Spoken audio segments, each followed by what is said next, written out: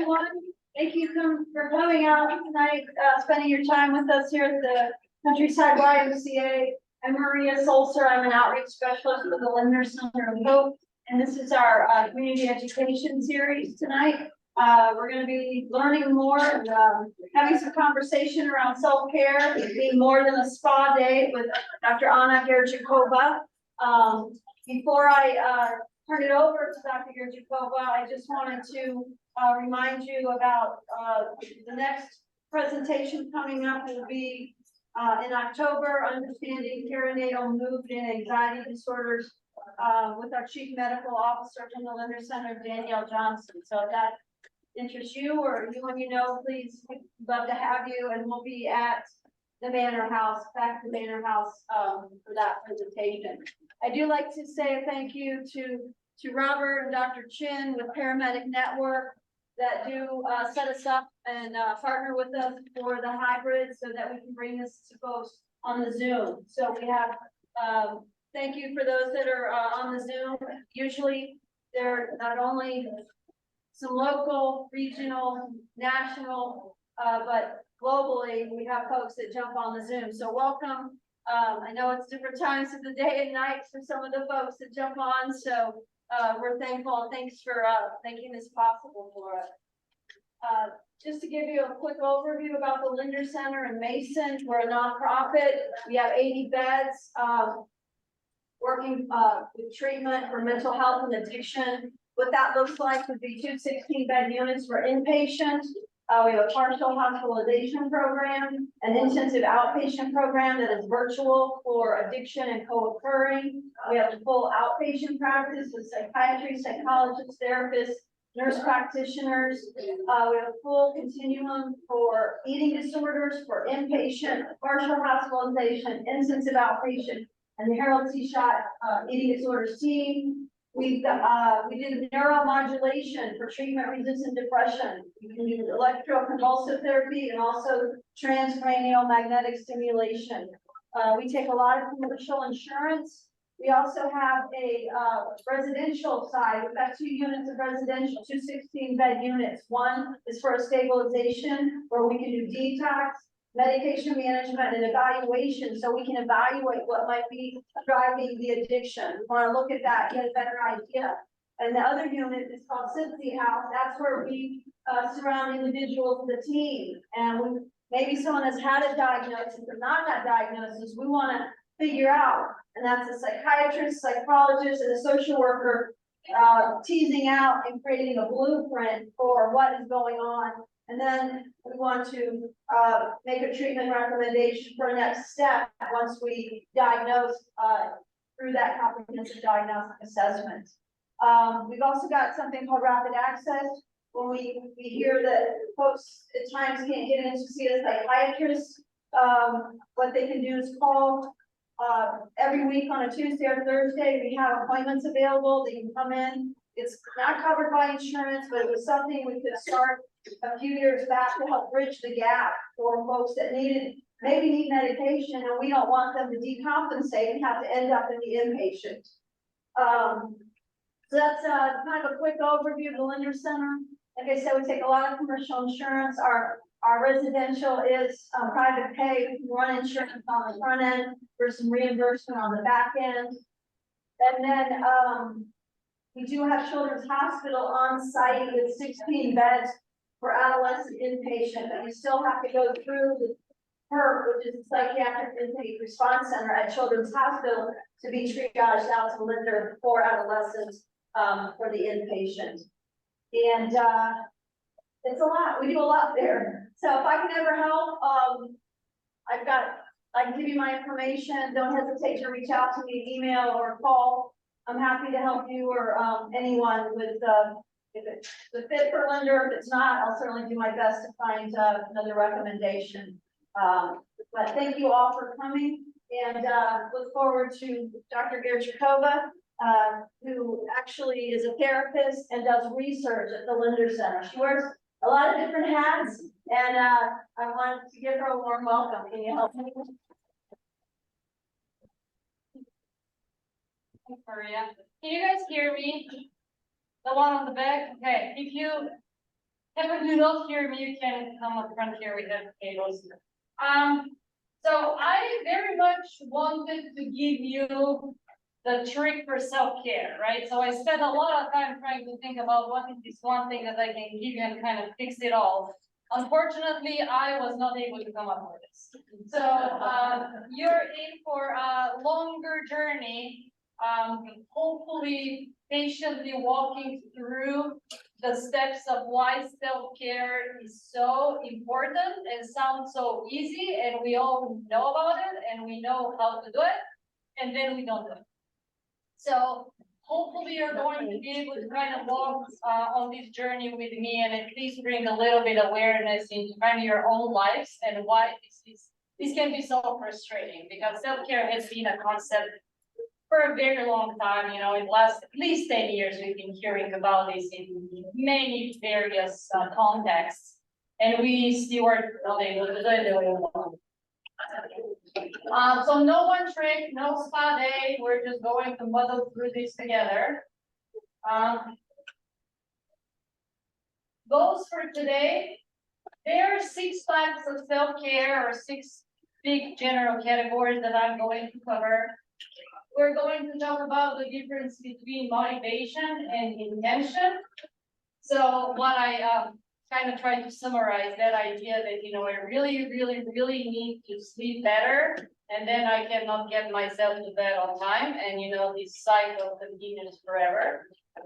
And then talk about values and how are they connected to self-care, and discuss few committed actions to sustainable self-care.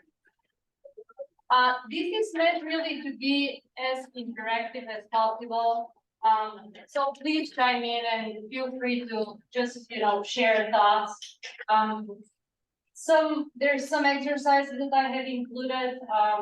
This is really work for you to try to spend an hour or so focusing on this concept and hopefully coming out of this talk with something that is going to be actionable and helpful in your daily lives. So what comes to mind when you guys hear self-care? Anything, just shout out. Chocolate. Chocolate, wonderful. What else? Balance. Balance, okay. Balance between what? What are we balanced? Responsibilities and the other people, myself, family, work, all that stuff. Okay, that's an awesome point. I have a picture about it later. What, someone else said something? Selfishness. Selfishness, okay. So if I am choosing to take care of myself, I'm being selfish and not doing enough for the people around me, okay? Time, yes, that is a huge one. Like, not have enough time for self-care, okay. Or priority. Make it a priority, okay. Exercise. Okay, so you have an idea of what we're going to be talking about. I was very surprised to see that there are actually 6 categories. Honestly, when I first opened, you know, the literature, and I'm like, oh my God, those are, you know, 6 things that I am not doing in my life. I honestly have no idea that there are that many categories. So there's emotional, mental, physical, social, practical, and spiritual self-care. Those categories are not set in stone. If you browse the literature, some of them might be bunched together. There are people that are saying that there are 10 different types.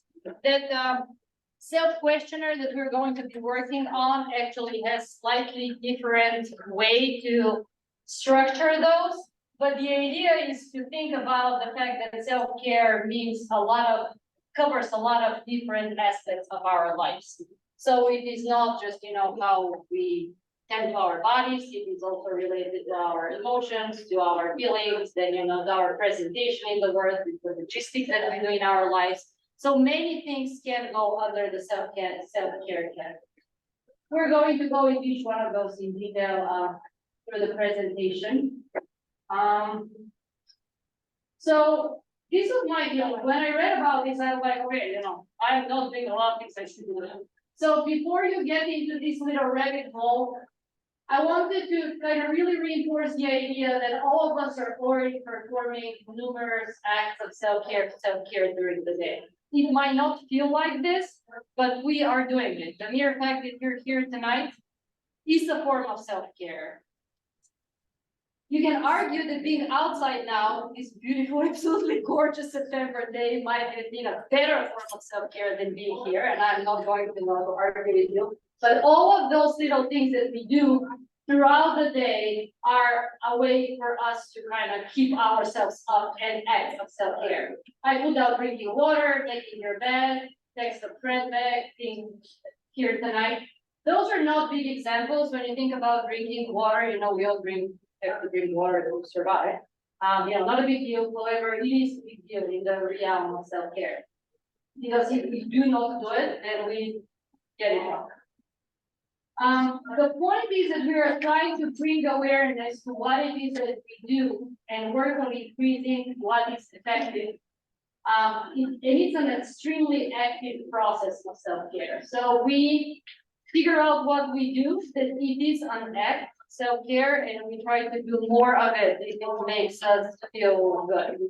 So the chocolate example, instead of saying, oh my God, I'm eating chocolate, it's not good for me, and all the other anti-diet things that we should not be doing because they're really not based in science and they're bad, you go into chocolate. Chocolate is good, it makes me feel good, it's type of self-care. Awareness. So in a very focused manner, you are realizing what you're doing is actually a way of taking care of yourself. So we're all doing it. The idea is to figure out what it is that we do that makes us well and do more of it. So self-care is an active process. It is the actual act of living our lives. Your comment about the balance, I have for many years been bothered by the idea of work-life balance. And I was not the only one who was bothered with it. So when you think about what does it mean work-life balance, when work is part of our lives. I mean, if you want to balance two things, they're two separate things, right? And work is very, very big part of our life. So how do you balance something that is within your life with your life? You can't, and this is why we are all struggling with this. Same goes with self-care. If you're thinking I need to balance self-care with my life, you can, because self-care is part of your life. The idea is that we want to do, and I don't know how to point without messing things up, but our actual lives look like that circle over there. Part of this is work, part of this is self-care, part of this is like, activities that are maybe related to just professional development. Part of this is, relating to friends and family and doing things that are connecting us to humanity out there. But all this is our lives. We are not balanced. In everything that we do, we promote self-care.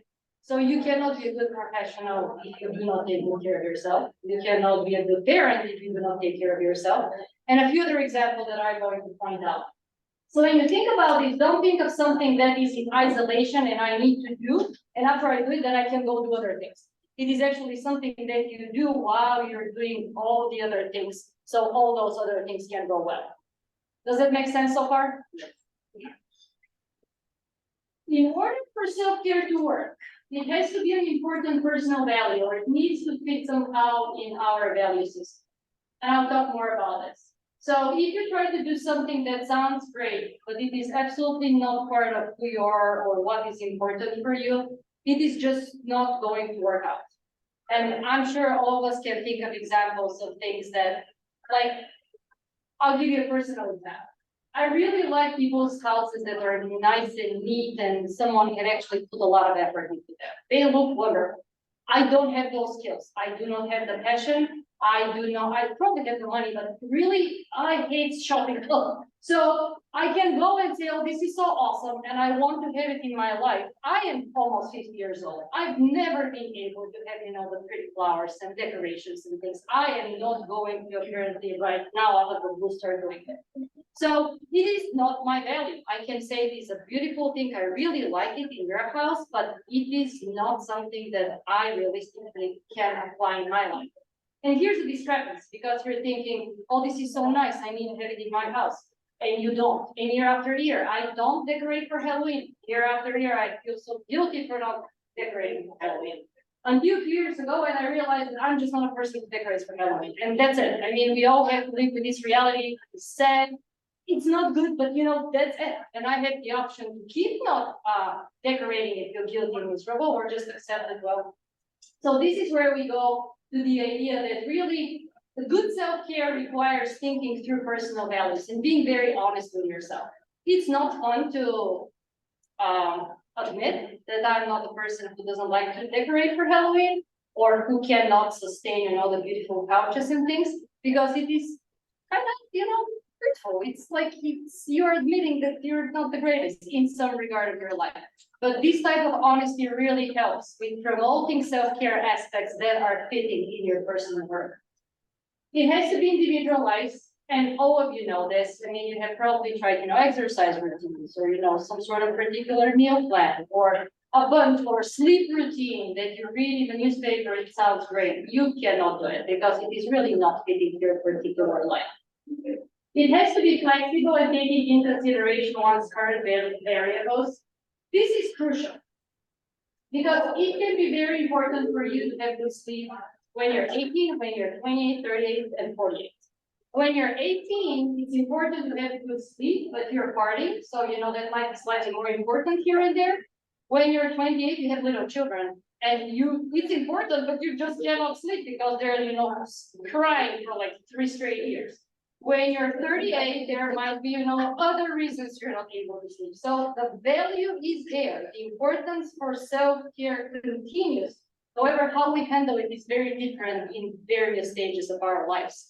And this is why this concept is so hard, because it's not like I figure it out, like you learn how to drive and, you know, you can drive regardless of what car, what road forever, you know, unless you go to England. But, you know, you kind of have the skills and they're applicable.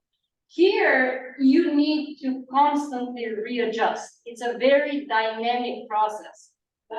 Probably, you know, every year, but, you know, every few years, you need to kind of go back and rewind and be like, okay, the kids are, you know, 9 and 11. Why am I still not sleeping? When, you know, they're not screaming all night long. So we do get into those ruts of thinking, and it's super helpful to try to use some awareness and figure out what is going on in this particular moment of my life and why the effort. And the final statement is extremely confusing, and I realize this.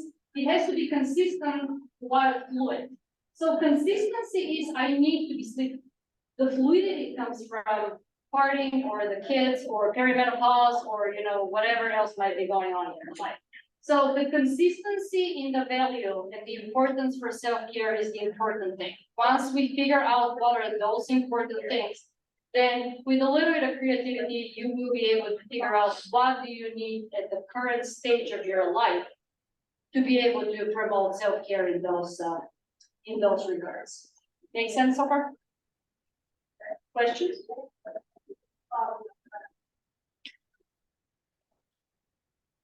So the idea, why do we want to do self-care? What is the whole point of this? Happiness. What does it mean? What is happiness? Uh-huh. Being satisfied with yourself, your Okay. behavior, or your actions.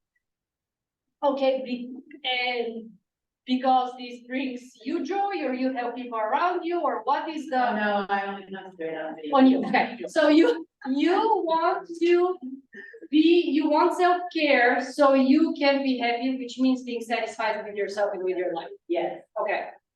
Does that include values, like things that are important for you? Let's say, you know, wisdom, harmony, community, being connected with people, creativity, doing things that you like to do, spirituality, excellence. Are those things like clicking in when we talk about happiness? Are they part of personal happiness? Anyway, sorry, I'm focusing on you, sorry. Anyway, so the idea here is that, you know, we want to promote self-care because we want to be the people we want to be for ourselves and for people around us. Which means we are having this body and this mind that is doing things that are leading our core values, what we are. Being connected with community, helping people, being honest, being accurate, being a great professional, being a good parent. all those are the values that we are trying, to get out into the world, whatever they might be. What do you think this guy is doing there? Do you think he's able to do the core values? No. He is not. So this slide pretty much kind of summarizes this stuff. That the idea is, question is, what do we do that we do not look like this person over there? So we can actually live our core values for long enough time to do what we want with ourselves and, to give it out of the world. I would say self-care is for stamina, so that you have enough stamina and energy to do whatever those ask you, including one but others. And you're talking about like body and mind, right? I mean, you want to be Yes. strong enough and together enough so you can do all those things. These guys probably not a good example. So self-care as a personal value, this is the question of, how important is it for you to actually do self-care because you want to be the person that you want to be? Realizing that you cannot be the parent, the professional, the neighbor. Actually, just for yourself, you cannot enjoy the things that you enjoy doing unless you do some form of self-care. Example again. When you were 18, you love to ski, and it is an awesome thing. Then you think, oh, I'm older, my knees hurt, I don't want to do this anymore. And you're 45 and you're like, oh, I wish there probably are people that are skiing. I'm not skiing. I'm so miserable, for me. If you think about this, your body is absolutely able to keep skiing until you're like in your late 70s. So question is, what do we do to keep this body going this way so it can do the things that, in your mind you would like to be doing? So how important are those values for me? And what do I do at different stages of my life to promote them? How does self-care affect what is important? And this is on my next slide. Yeah, that's my favorite slide. So let's say it's important for you to be a good parent. I'm sure for any parent in the audience, this is an important thing, right? I mean, it is important to be a parent. So the fourth parent there, this is Wednesday afternoon and he's, giving the child a bath. No, it's Friday afternoon because it's even more miserable. And the person is tired and exhausted and the kiddo is going over and over and over about various things. Who do you think would be able to address the needs of the kid? The person who is having all those things in their mind, or that lady who spent, let's say, an hour before that miserable bath experience just chillaxing and, taking some care of herself. Right? So it's very obvious that the lady with the coffee or whatever she's drinking there is probably going to be in a better shape to handle the craziness of that time than the person who's so overwhelmed. So at the end of the day, the lady who's relaxed or spent some time to regroup is living her core values a whole lot more than, the person on top who's overwhelmed with everything.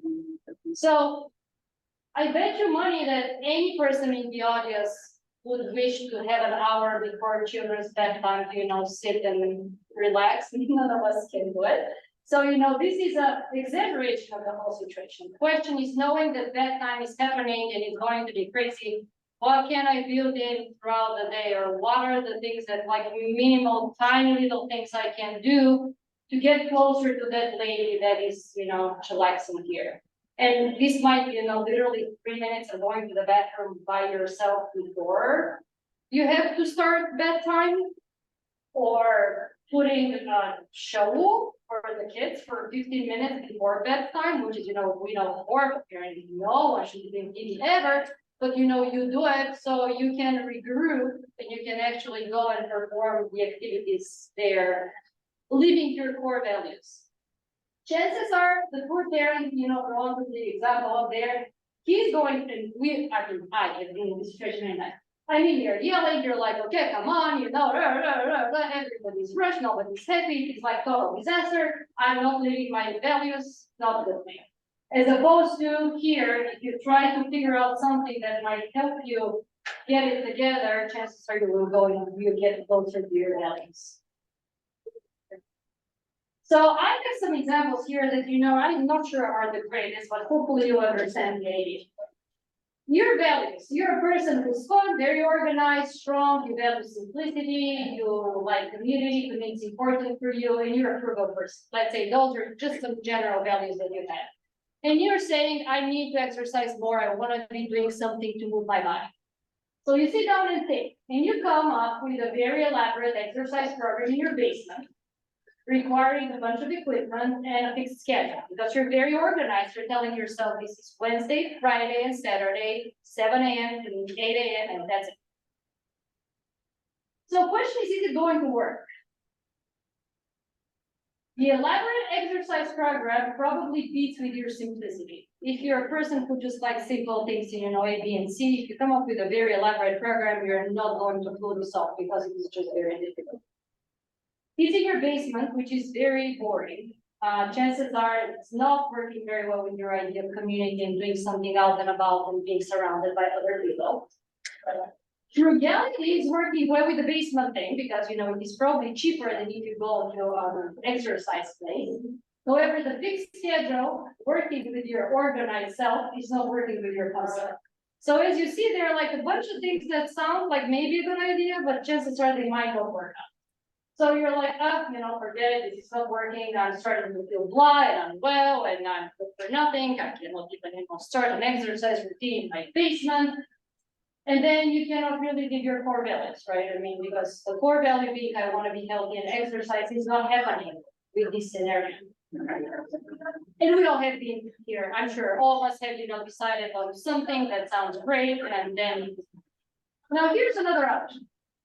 Same person decides to look into joining an ongoing walking group in the community, and or to even start such a group.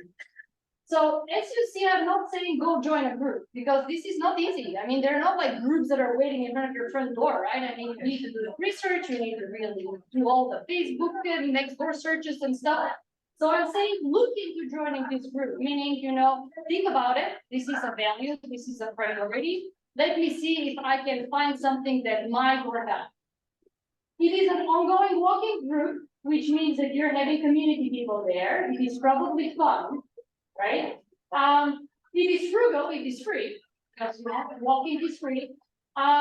It's probably going to beat a little bit with your organized heart and soul, because people are not as organized in those groups as you might wish they are.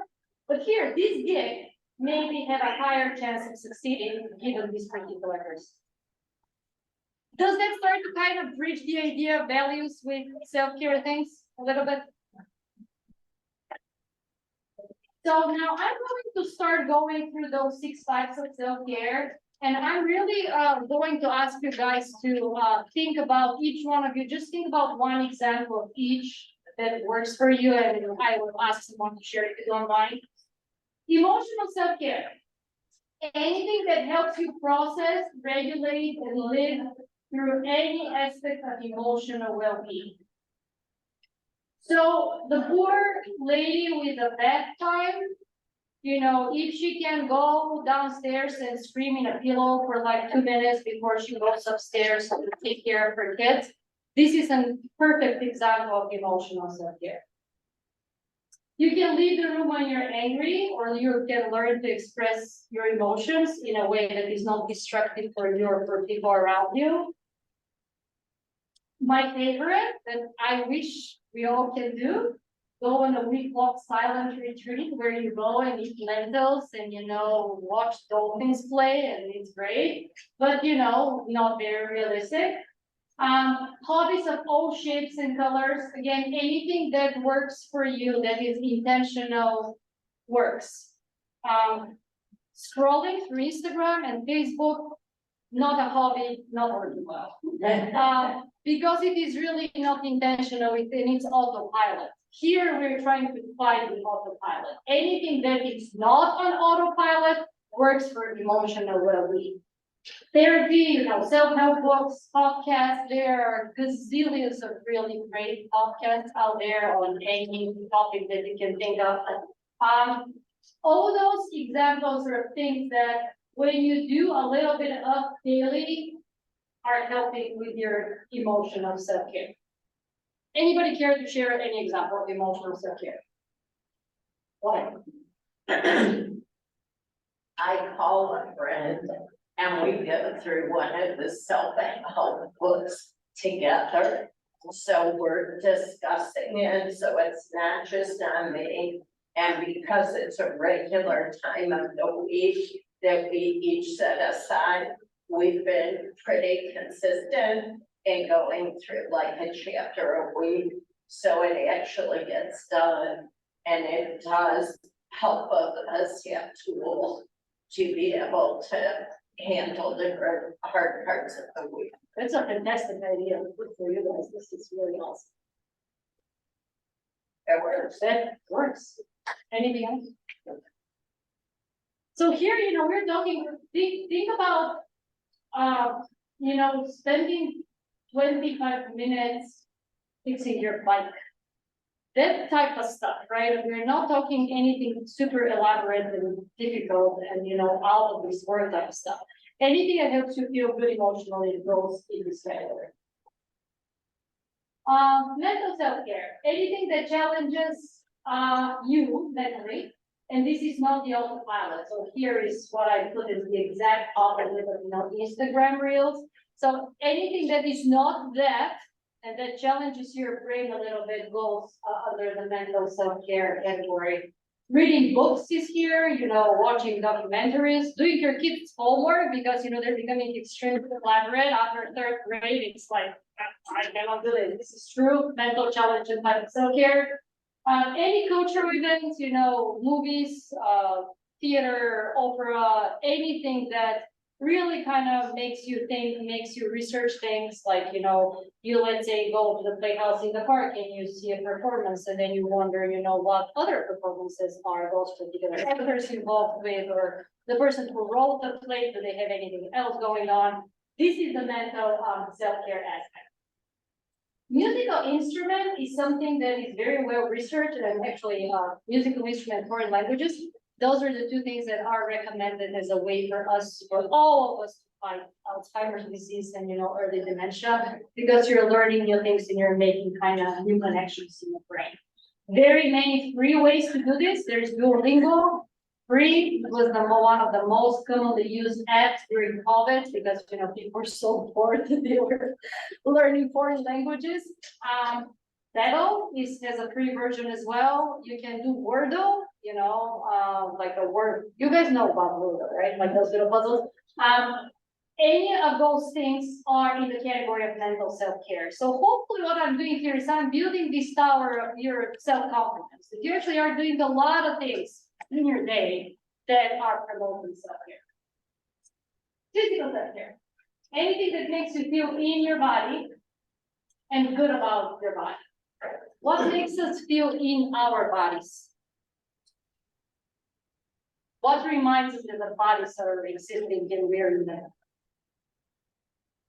So meditation, right? All forms of meditation or we should at least, right? I see your face, you're like, nah. But the idea of meditation is it is connecting the body and the mind, and it is kind of really teaching us to be present in the moment. This is not an easy skill, requires a lot of practice. It is type of physical self-care though. Good, and it makes you feel good about your body. So actually taking a hot shower is here, going back to my little spa, joke. But anything that really makes you feel good physically. Rest is something that is very often completely obliterated when people think about physical self-care. Because what comes to mind when I say physical self-care? Exercise, right? I mean, 100%. When actually resting and learning to rest is a huge skill. Again, skill, something that we purposefully need to make ourselves do. Very important part of self-care. Sleep is here as well. Sleep is huge. It's extremely under-recognized as a ginormous factor in our well-being. I'm very big on sleep in my therapy work. Actually, before I treat almost anything, I get into people's sleeping habits and their patterns, because unless you sleep and you rest, the brain is really not functional. So it cannot do all those magical things that I'm asking it to do. So sleep is there. Regulate, taking your medication regularly, checkups. movement and enjoyable nutrition, that's and hydration. So you get the idea here about physical self-care. Any example of self-care that anyone wants to share?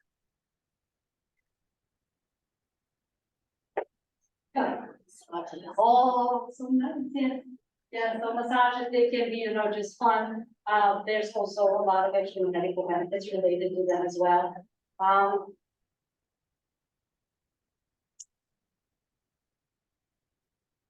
Logistical self-care. So that was an interesting category for me. I actually never realized that this is a form of self-care. The more I read about it, the more this actually made sense. Here you're thinking about anything that allows you to get to the point of having a life that is allowing you to perform self-care. So in the example of the lady with the bed and the screaming kids, question is, what has she done, or what are the types of logistical things that she has implemented in her day that are allowing her, let's say, these 5 minutes of rest before she needs to get and fight the bedtime. And an example of this might be, Hello Fresh boxes that you get ready and you don't spend like 5 hours cooking, you just, put some things together. Example might be choosing to not clean the house or hiring someone to clean the house once in a while. Financial literacy and budgeting are part of this because, if you have a better idea about what financial resources you have, you might be thinking of how better to allocate them. You can actually look and see that you have about $100 left at the end of the month and decide to do something under. Decluttering is a huge thing, just in general. A lot of data connects clutter with anxiety. Finding a way to keep things simple in our environments actually help us feel better. A lot of data is actually stable network of friends. So here with our poor lady, a good example might be she's totally exhausted. She might call a friend and ask them to come and give the kids a bath, right? Just anything that you can think of that is going to shuffle things and leave a little bit more room for you to be creative with your time for self-care. Mandatory free time and being unbusy. Now I'll share here a fun personal example. I'm coming from the culture of always being busy. I'm objectively busy. However, years ago, I listened to these podcasts that were saying that, if you continue to tell yourself how busy you are going to continue to think of yourself as the most busiest person in the world, and you will actually never have free time because you're not allowing yourself to have free time. This sounded like total baloney because, I physically, literally do not have time. What are you talking about? But then they were suggesting how you can change the narrative in your head. So you don't say, I don't have time. But you say, right now I'm doing, X, and then maybe I'll attend to Y later. So I changed the way I am approaching this sentence. And for years, I have not used the phrase, I don't have time. So if someone, invites me somewhere, I do not have time. I do not say, I don't have time. I'm saying, right now I have something else going on and it is X and Z. Because it's not like I do not have time. It is I'm choosing to not use the time that I have for what you're offering. So that has worked out actually very well for me. And brings this idea that, we are as busy or as unbusy as we think we are, as we choose to be. Because it starts in our best forward stuff. Social self-care, examples here. Logistical self-care. Anybody example of logistical self-care? Go ahead, Jim. Part of what I've been doing is I'm writing down a morning routine I want to have set up. So having a set plan for what I want my mornings to look like. So you're like having everything written down and you're able to kind of focus on it? Yeah, just getting the habit of like cleaning the dishes every morning. Okay.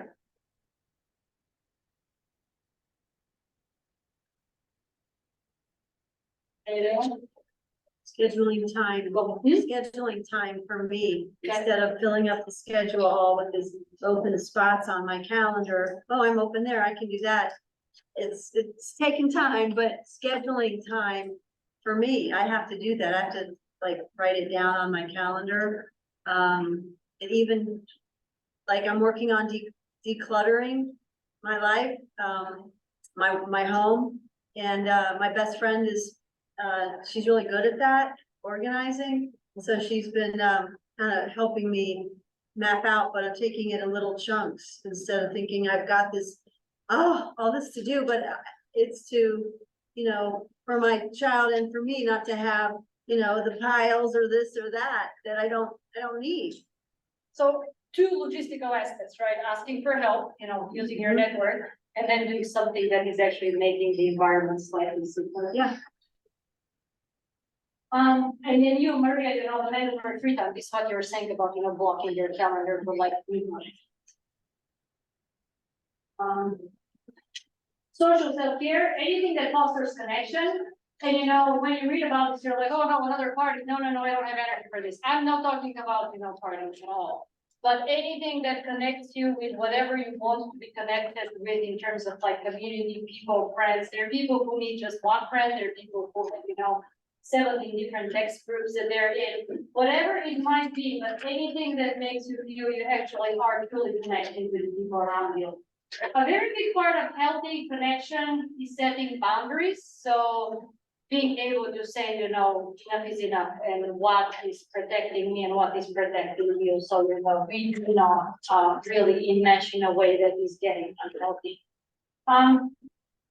I'm sure all of you know about the social media pseudo connectedness, so this feeling that we are connected and we actually are not connected. You know what your high school friend from 25 years ago, does with your pet for whatever reason, but you did not call your brother in like 5 years. That type of thinking, but it makes us feel we know it all and we're in the middle of everything, but actually we live very lonely. Asking people to disconnect from social media actually is part of some of my therapy work with some of my patients, because doing a lot of social media actually works totally against a lot of their core values and things that they really truly believe. I put some examples here just as an idea that it doesn't have to be anything elaborate. Online book club, because you're connecting, you're at home, you're in your pajamas, but you're still doing things that you want to do with people. You can text friends, you can check in with your kids. Booking tickets and planning vacations ahead of time is something that is proven to be very helpful for our brains. Actually, one of the advices that are given for self-care in January, when it's January, right? It's dark, it's cold, we're all in bed, and is to start thinking about vacation plan for next year, even if you don't have money to book it, because it's January. Just trying to plan things out really releases a lot of good chemicals in our brains and give us some hope. It's not going to be January forever. So those are the little interventions that one can do in terms of fostering social self-care in terms of vacations and people. Right, thank you note, send some wine, some bottle of wine, all those are examples of social self-care because they foster connection. Spiritual, anything that connects you to your or higher power. Here is the meditation and the yoga example, prayer, volunteer. Hopefully by now you're seeing the trend that a lot of those are kind of spilling into each other, right? I mean, a lot of those things that you talk about can go in one or the other category, which again brings back the idea of our lives being that whole circle rather than, one thing on the left and one thing on the right. Any examples of spiritual self-care? But I'm not sure if it's emotional or spiritual or both, but I found one really helpful is having some years in my life. I won't make myself do it when things are feeling overwhelming or out of control or important. And I just take that time to journal and it's helpful. that's an excellent example and a tool that we use, across therapeutic environments and various diagnoses. So this is really good. So how do you guys feel so far? Are you doing a lot of self-care? Yeah, right. I'm parents, I'm 6:45, and I'll watch and listen to them because it's 15 minutes. I'm 6:45, and I'll watch and listen to them because it's 15 minutes. Thank you. So the missing link, right? We know what we have to do.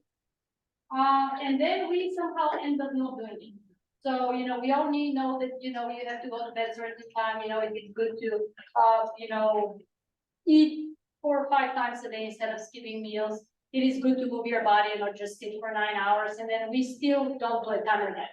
So here is this missing link between like motivation and intent. I don't know if there are any lawyers in the audience or anyone who understands law. I don't, so I had to do a lot of research. It's very interesting. But the idea is that, motivation is the underlying reason in when you talk about law. Like, why am I doing what I'm doing? And the intent is actually the willingness to carry out a specific action. The motivation, let's say, if you want to have more energy, you're really down, you're dragging, you can't do it. That's your motivation. I want to have more energy. Question is, what do we do? This is the intent. This is actually what we do. What we can do is drink an energy drink. Or let's say to start a daily walk. Which one do you think will work? The walk. Actually, the energy drink will work too. Question is, it is very short-term solution to a very long-term problem. And this is something that our human brain goes into a lot. So we have an issue, we want it kind of resolved right here, right now. And when you understand that it is going to be actually a whole lot longer process, and this is why we turn into this cycle forever, until we realize that there really is no way to solve this such a long equation. We just want to act like the energy. The problem with not being able to do this is actually the self-sabotage that we engage in a lot. And there are a lot of examples here, mostly for emotional self-sabotage. I'm going to kind of just point out a few. Making things, where was it here? Overspending or overdoing it in some way. So an example of overdoing it is, if you have not stepped foot in a gym in like 5 years, starting with a very elaborate routine January 1st, probably is not going to work long-term. It might work for like a few weeks, and then you're going to really drop out of it. This is an example of like really kind of good, oh, I'm going to do it at 100%, and then again, this is the equivalent of me, decorating for this Halloween. It's not one. So when you know your limitations, you know who you are, you probably think about choosing something that is going to work instead of self-sabotage. Controlling or micromanaging behavior. This is something that we all get into a lot as well, right? I mean, you say, I want to go to bed at 10 o'clock. For a few nights in a row, you go to bed at 10:10 and you're like, nah, this is long. When you look at the big picture, 10:10 is still much better than midnight, and you have been going to bed. So you are doing something. But the micromanager, the over-controlled brain goes into, no, this is not working because I said 10, it's 10:10, I'm not doing this right. So there are a lot of things that we do that are kind of tripping us and not allowing us to connect the dots between what we think that we really would like to do and the actual act of doing it. The one on top is probably one of the most important ones, that we want easy and quick solutions, knowing that they're not going to work out. This is unfortunately a $1 trillion industry with the dieting culture that, you're told that you do something and you would be like 20 pounds lighter in like 20 minutes or something. We all know that this is not biologically, justified. It can be actually harmful on so many levels. So this is how the brain works. If you tell the brain, just, eat a regular diet and move your body, you'll be fine. The brain does not like that gray area. So we go into easy and quick very, very quickly, but unfortunately, it does the opposite. Who can think of an example of easy and quick that makes us feel good at the moment, but long-term not good? Smoking a cigarette. Very good example. I was going to go with drinking because it's probably more mainstream, but probably a lot of you in the audience know the feeling, but a day long, everybody's screaming, dinner time is like, okay, a glass of wine is going to make things a little bit more manageable. And it probably does, short term today, however, if this becomes 2, 3, 4 glasses of wine and a bottle and every day and without the kids are at camp, but you still are like, oh, here's the wine, this is when we know it is really not working very well. Quick and easy usually does not work, and in most cases that you can do.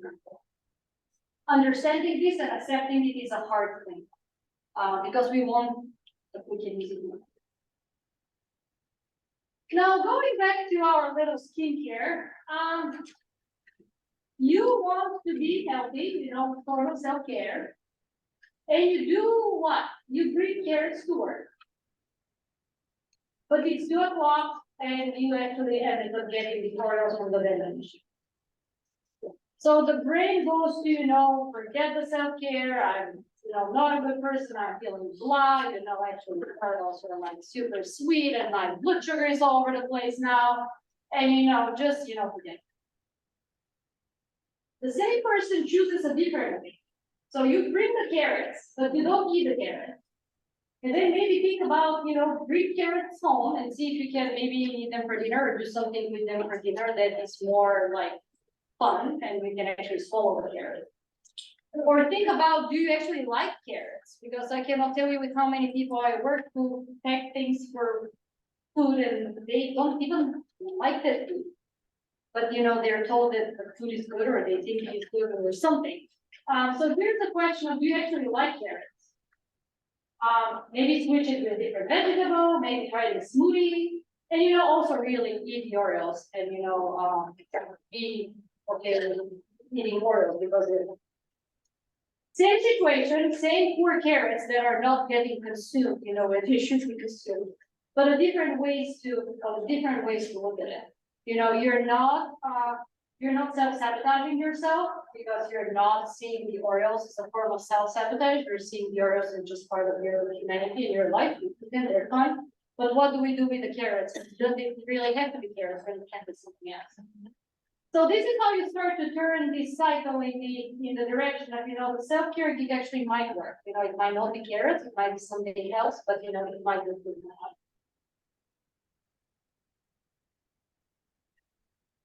The hard truths about self-care.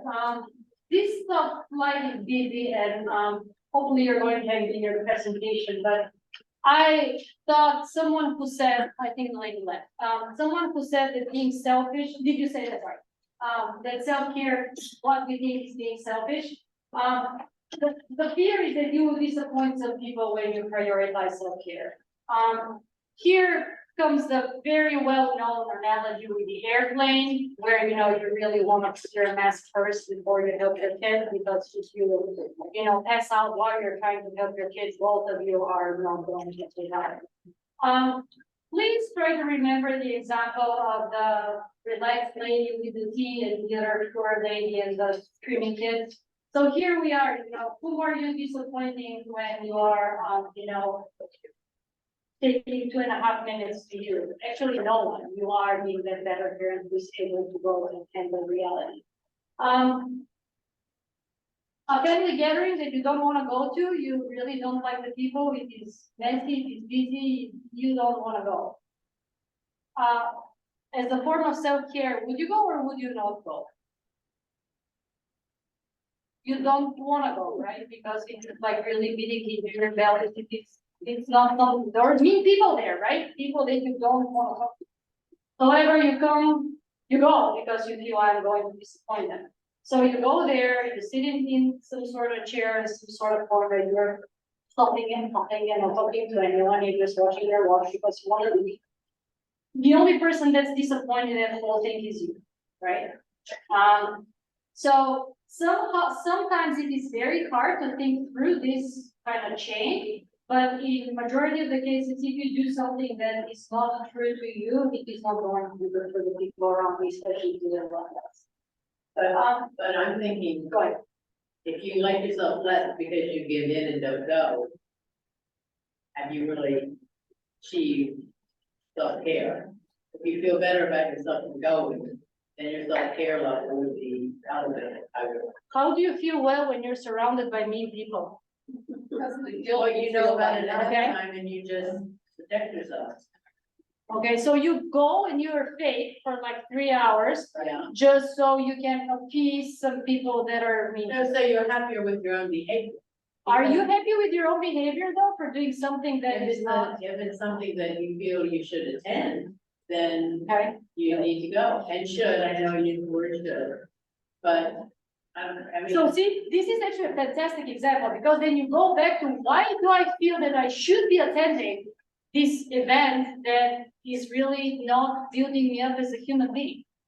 Right, it is not my core values. Do you understand? Yeah, I get it. However, we all have those families and we get, don't get me wrong, we all do things that we don't want to be doing. And this is the big question of which value is bigger, right? That would be the question. So I like myself better when I put myself through 3 hours of misery than when I escape. You might, but No, then I do, you I really. do. I already Okay, have. okay, but then when you think about it, then you're saying, I really don't have a reason to whine about this because this is making me feel like a good person. Right, sure. Say, a very good example, with kids' birthdays, you know how horrible those are when they're little, when they're like 78,000 children and it's loud and it's expensive and you're like, oh, why am I doing this? But you're doing this because this is the right thing to do by your kids. So here are the two big values of like, do I go through this miserable experience? Full-heartedly knowing it's miserable for everyone, but it is important for them. And because I really care for them, the larger value is like, I care for the kids, so I'm doing it for them. Very good example.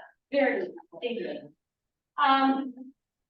Your boundaries will scare some people away. Exactly this example. If you say I'm not going to the miserable party because I don't want to be miserable, then it's not going to be seen well by a lot of people. Self-care requires letting go. Exactly that. Alright. And the bottom line is my favorite. Self-care is hardest to do when you need it most. So when you're very tired after work and the only thing that you want to do is drink, 2 glasses of wine and do nothing, then go to bed. Going to bed is a good part, but you should probably, take a shower, eat before that and go to bed. That's the example of self-care.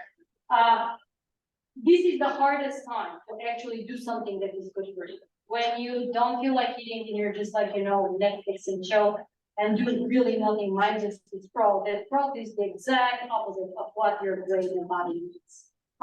This is true for all of us, so just remember that, it is just hard. And a lot of the times when you need to move your body the most, you feel moving your body the least, right? I mean, various examples. So, normal, absolutely normal human trait. Now, you guys have this questionnaire, and I want you to take a few moments to go over it. And you will have time to do more of it at home. If you just want to focus on one area, because it's too long and I talk too much. And just go over, do you do this poorly, kind of okay, you do it well, and which aspects would you like to improve on? And for the people who are online, you guys can copy and paste the link and print this self-care assessment out.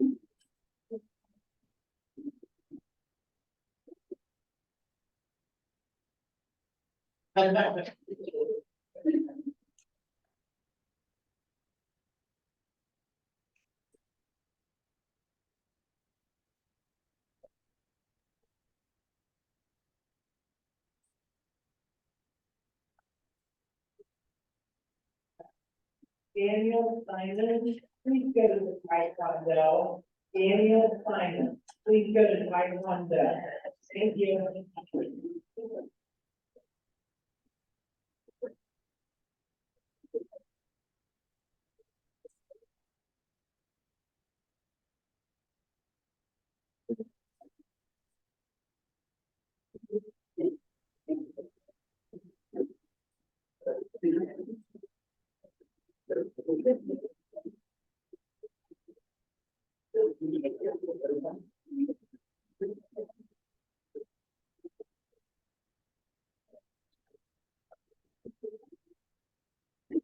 So you get the idea, I really encourage you to try to spend some time as a form of self-care to complete this, thoroughly and reflect on some of the areas. But the idea is like, look at what is happening and what is not happening. And then what is the result of you not being able to do what you want to do? So, why is this really important? Then maybe pick one area and see what is really stopping yours. What's kind of the self-sabotage there in letting you accomplishing those goals? So I have an example here that's very general. That you feel like you need to get more sleep. Question is, why is this important? Okay. Because in the morning you feel like a people head and you cannot do anything, right? I mean, the practical implication of this is like, you're dragging and you're not able to go to school or to work the way you wish. Your performance is struggling. Your grades are not where they need to be. Your driving sucks. You don't have any energy for your friends. So, sleep is important. And then you start asking yourself, why am I not able to go to bed? You're too busy to go to bed, you cannot fall asleep, or you're sleeping interrupted for whatever reason. And then you try to think through possible solutions, and there are millions of options for why is something important for you, and why are you choosing to not do it, and what the solutions might be. Hopefully what you're kind of getting from this talk is that there's really not one fix of the whole issue. It's just a matter of you realizing what's important for me and why, and then what are the strategies that I can do to fix this. So, choose fixed bedtime and go to bed no matter what. For a lot of people, this is not going to work. If you have little children or parents you're caring for or pets, yeah, I know I have to be in bed at 10 o'clock, but if I have to be up every 20 minutes, this is for obvious reasons not going to work out. So here is the idea of how to be realistic about things. In this particular example, choose fixed bedtime might be actually try to be in bed between 10 and 11. This is not very fixed, but it is more fixed than any time after 10. So really try to scale down and put those in a framework that's going to work. My favorite person, Winston Churchill, said that no one ever finds life worth living. One has to make it worth living. So all of those interventions, the little things that we're doing in self-care are active acts that are making our life what we want. Now I want to show you something fun. I don't know, has any of you watched that, that's a new series on Netflix. It is called, Live to 100, Secrets of the Blue Zone. So in the world, there are like 5 zones where people live, like 100 and 110 years of age. They're healthy, they walk, they have active lives. You know, there's a place in Italy, one in Greece, there's actually one in United States that they created. So this is a new movie, a new series on Netflix that talks about, you know, actually we want all these forms of self-care so we live longer lives and be productive and, you know, be happy what ladies talk about. I'm going to show you the trailer. That's something that you can watch. It is on our Netflix here. Just as an idea of what are the important things that are making a life worth living and why are we, you know, trying this whole self-care thing. What's the best tea to drink on a daily basis?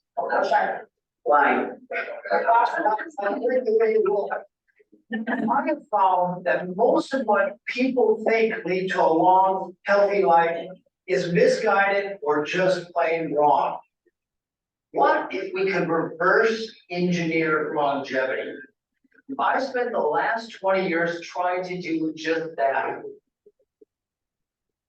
Is it okay if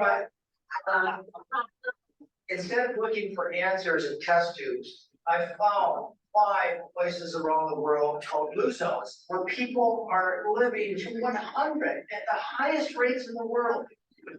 What is the secret to living a long time? Community. If you're depressed, you're not going to live very long. So the stillness for us is very important. Just by moving, you have an additional energy expenditure. Do we want to be dormant or do we want to serve humanity?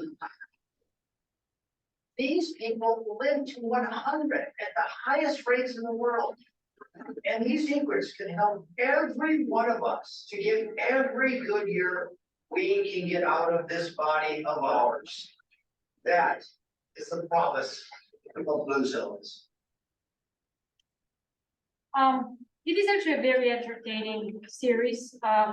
You will, if you watch it, you'll see that there is not one trick that, you know, in Italy, people are eating those wonderful breads that are awesome. You know, in Greece, they're drinking quite a bit of wine and, you know,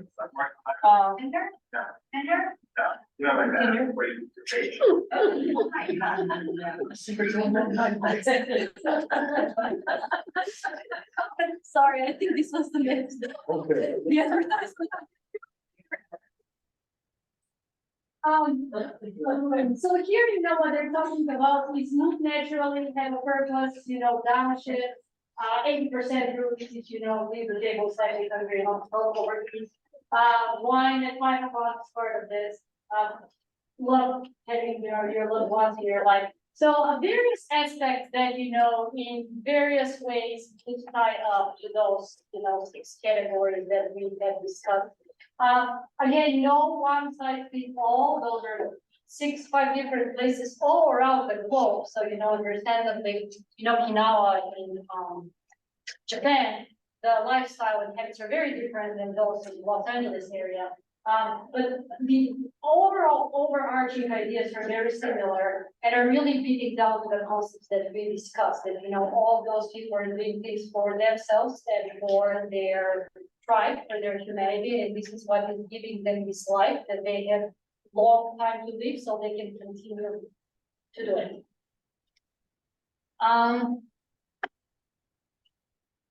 So at this point, we kind of covered a lot, and we're connecting the dots. You know, like living your core values, what is really important for you. Is the only way for you to perform good self-care, and this is the way we live. So you live a life so you can live your core values, and in order to do that, you need to take good care of yourself, so you are that person that is living that life. If we do not choose self-care, we cannot live our core values or live a good life.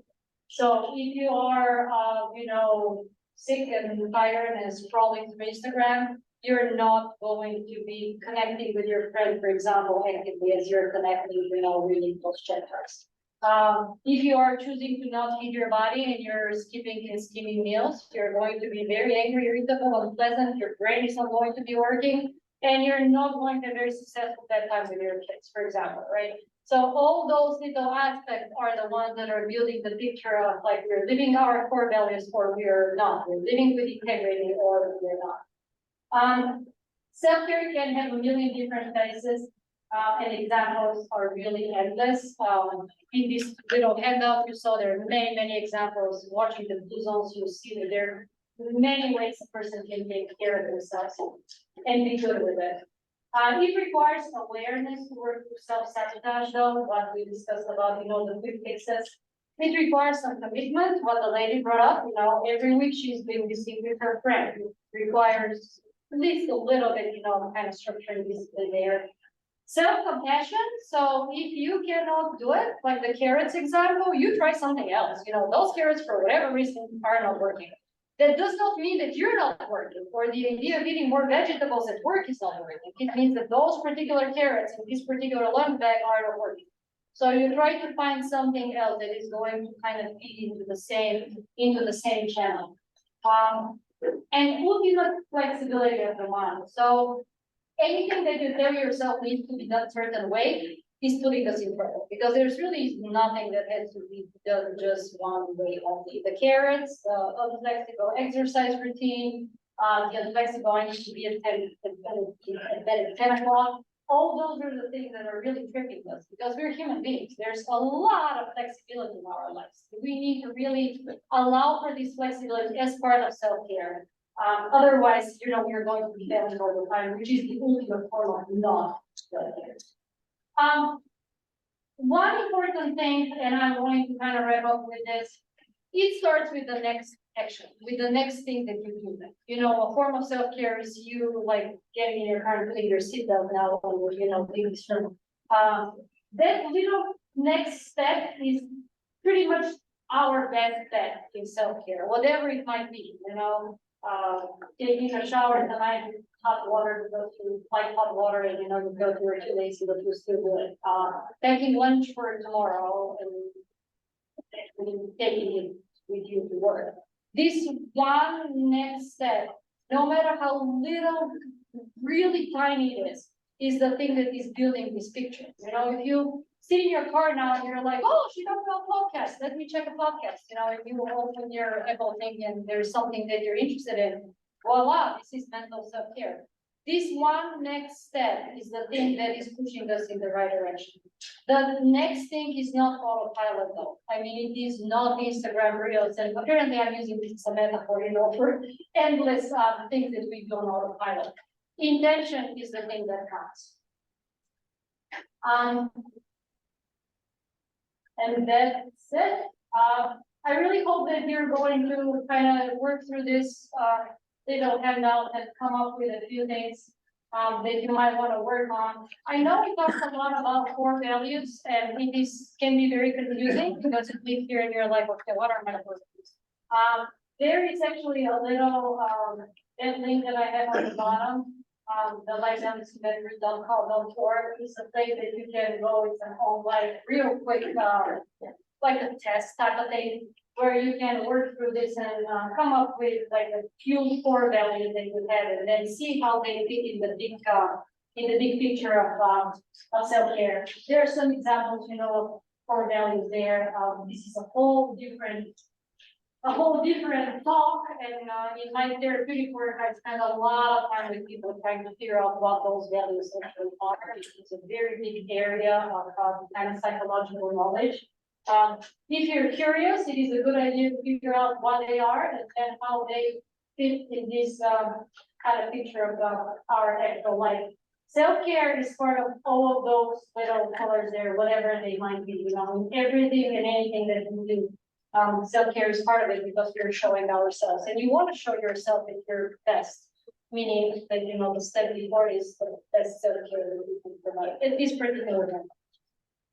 I think 7:16. Questions? Anything?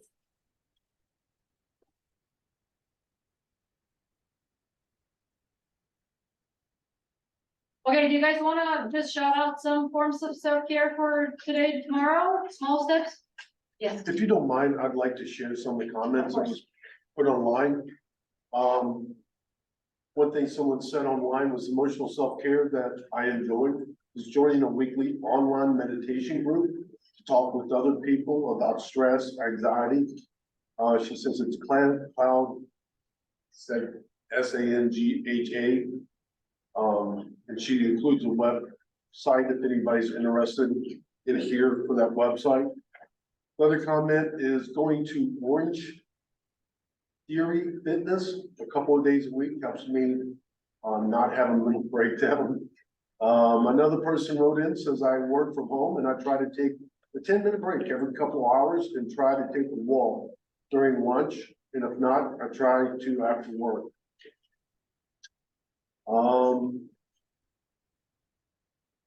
Another person writes that energy drinks ends up making them more tired later on.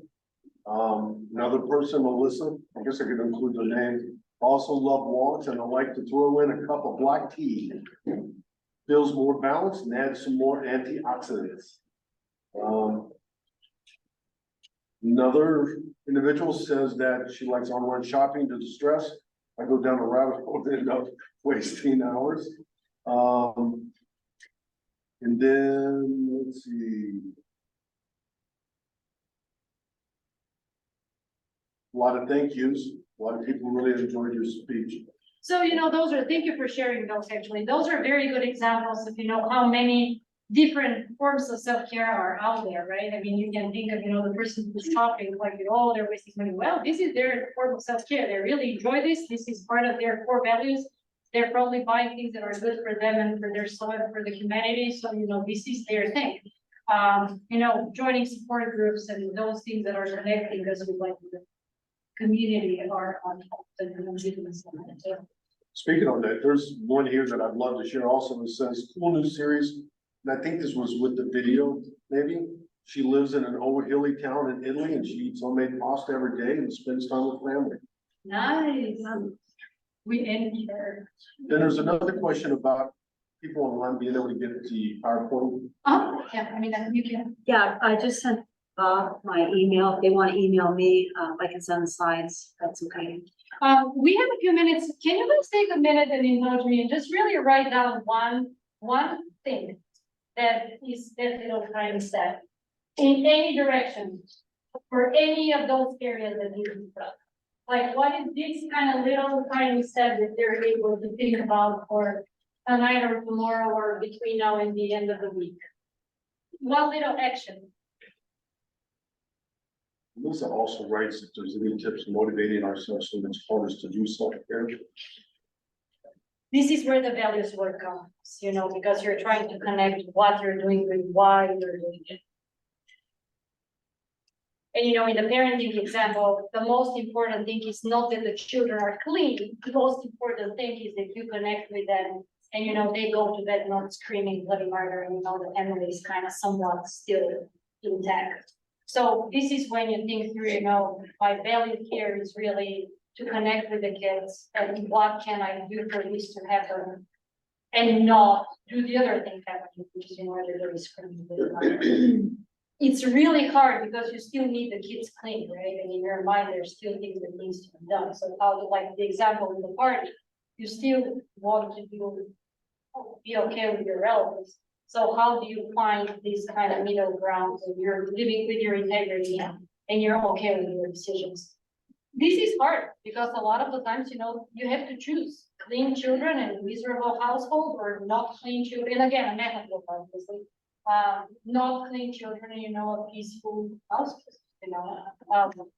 cooked meal from scratch and, great meal, but everybody's unhappy because it's late, it's dark, they're hungry and stuff that they don't like. Or just, order pizza and, watch a movie together. Again, that is the core value. What is more important than that particular moment? Again, very flexible because, you cannot give a newborn pizza, you still have to feed the newborn what you have to feed the newborn. When they get older, there are, different kind of flexible values there. Same with us. So this is why it gets to be so big, you know, because you really need to think through, why am I doing this? What is the point of this? The cliches, you know, being healthy and having energy are just, you know, out there. What does this mean? What do I want to do with this energy and with this new healthy?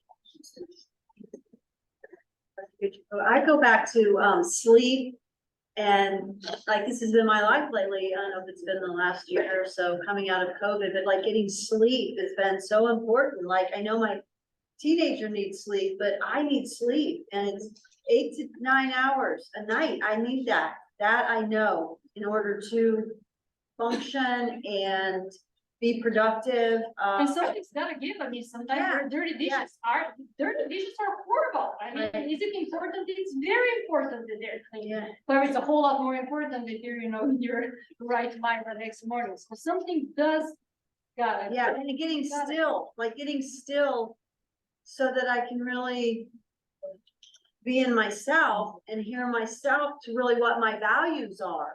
That's kind of like I go out on the back patio with the dogs and sit still, and sometimes the deer jump in my yard. I'm in a neighborhood. Reconnect, like but it just remember helps why me. you're doing what Yeah, you're doing. nature, and it's just like get still, and then I can kind of prioritize from there. And accept that we cannot just do it all. I mean, Yes. ideally, if all of that, you know, the little circle, it would be all beautiful and all the aspects are going to be covered. We can't, we're just humans. Go ahead. Okay, so that you just hit on the thing that I'm struggling with, so.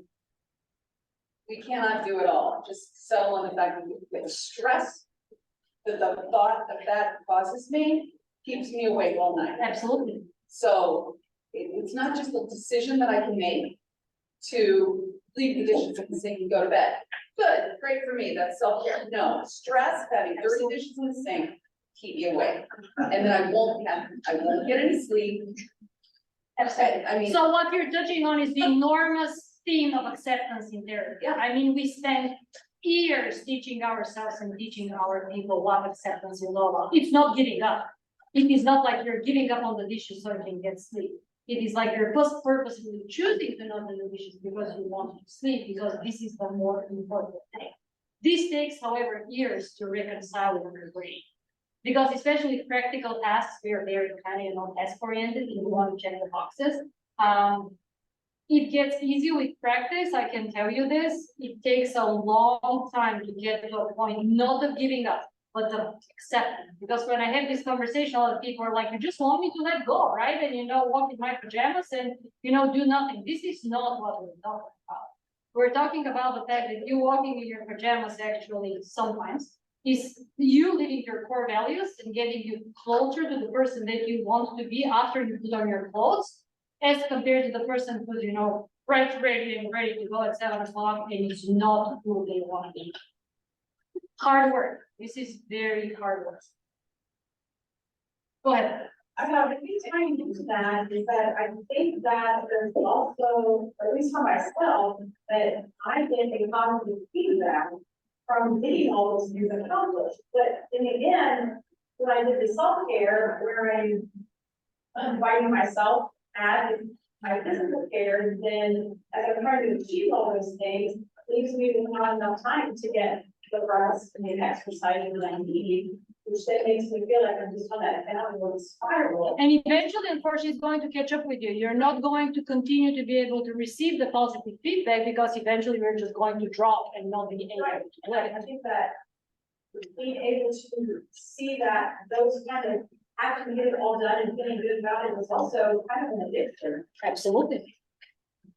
The problem again is long-term though, because you know, you're addicted to doing all those things and like 10 years down the road, your kids honestly are not going, I don't remember. I mean, I honestly do not remember like chunks of years of my life with my kids because of this, right? I mean, because A, B, and C and everybody has to be clean and have like lunch boxes and cucumbers, you know, cut in shapes and God knows what. But you know, you really are losing the big picture. You are not remembering what is actually the core thing, which is spending time with, you know, those people.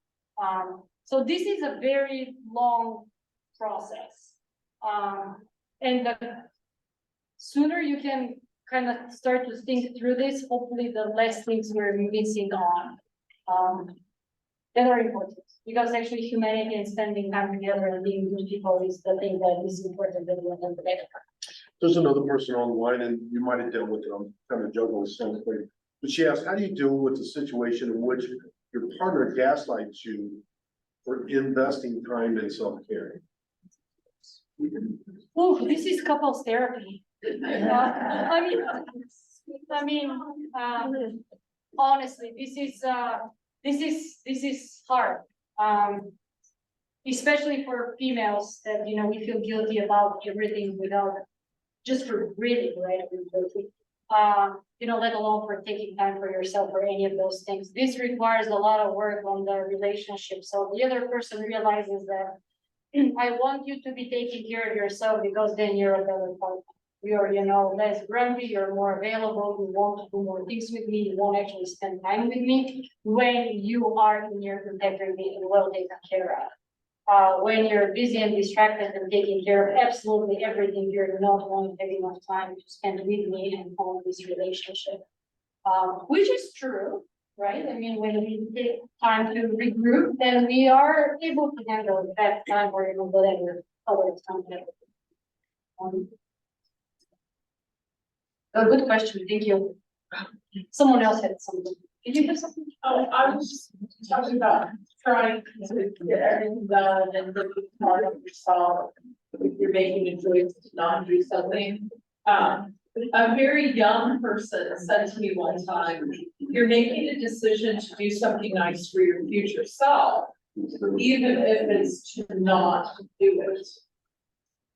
So go to bed with the dishes still in your sink because you need to get to sleep at night. Give yourself permission for the person you are in the morning to have you rested, and then you can maybe deal with those years.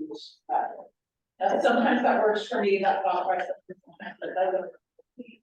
But it's almost like you have to give your first self permission. And accept that you're still going to be annoyed about the dishes in the morning. I mean, you are, right? Because they're there. And you're like, Yes, "Whoa." I'll be mad about dirty dishes and about your sleep. So exactly, so here's the point of, you know, accepting that, you know, I'm going to be annoyed in the morning, but annoyed me and more sleep is better than no sleep and clean dishes. And eventually you get to a point that you're still going to recognize that the dishes are there and you're going to be annoyed, but it is subsiding because the benefit of good sleep is going to outweigh this. Difficult stuff. I'm like, I fingernail marks in my arm just talking about this. I know, the dishes thing bothers me a lot. I know exactly what it is. It's not about dishes. Yes, it's not about the dishes. Just so you know. It's not about the dishes. Sleep, it's ironic she's talked, last night, I was raised, you don't go to bed with dishes in the sink, but last night, I'm very beat out of my sleep hygiene. I have an alarm at 8:30, I was at the Taylor Swift concert table, go to bed, so I'm very rigid on my sleep hygiene, each one weekend, sleep hygiene. I left the dishes in the sink. But as you get older, I think, when you're talking about kids, I'm an empty nester, sleep is so important. I wasn't even angry, I don't even care, I threw in the dishwasher, I don't soap, because then it's soap, that's why they're dishes. You know, like cans, I threw in the dishwasher, but sleep, I think. But this is, that's a good point about, you know, the core values are there, but they do change with the age, right? I mean, As I was raised, we never leave dishes in the sink. I went to my son's house and his fiance like dirty dishes in the sink, and I'm just like, oh, how could she? But you know what? She's probably a better mother than I ever was, because I was so stressed out, single mother, trying to do everything that lived there. So I understand what you're saying, but this morning I didn't care when I get to sleep. I'll be in bed by 9 o'clock. I don't, my dogs wake me up, but I don't let anything interrupt my sleep. I even sleep in another room, I didn't lift my husband because he snores. That's how important. so that's it, and the grading, that is a great example of a core value, right? I mean, you have realized how important this is for variety of reasons. And then you're choosing what to let go. I mean, in your example, you know. And you know, I'll give you another, like an hour wrap up with this. I have many teenagers in the house. And you know, I have said many times that I'm really annoyed with people leaving like breadcrumbs on like the table. So I clean everything before I go to bed. And I've said, I cannot tell you how many times, this is disgusting, like drinking coffee with like, you know, stuff, come on, please. Well, I've reviewed this many times and nobody listen. And at this point, it is like, are those people like deaf? Are they not hearing me? Do they hate me? I mean, what is the problem? Until I realized that this is really not their core values.